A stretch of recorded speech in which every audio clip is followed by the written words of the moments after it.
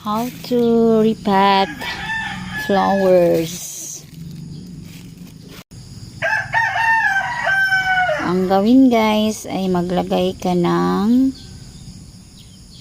lupa na old lupa niya. Tapos tanggalin natin itong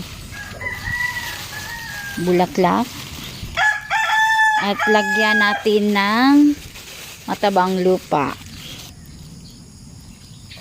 So ito guys, bumili ako ng bagong pot.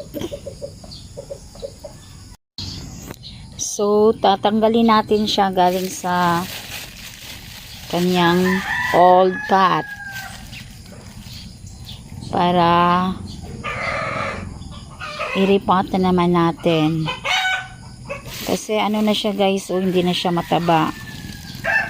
Kailangan talagang alagaan ang ating bulaklak. So ito, meron ng soil. Old soil ito. At saka ito naman ang matabang lupa. So yan lang yan guys. Tapos ilagay natin dito ang bulaklak. Done repotting.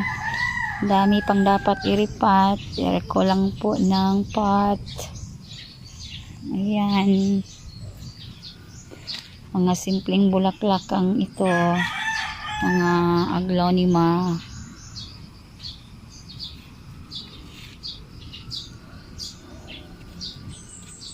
Kulang pa talaga ako ng pot. Walo lang ang nabili ko.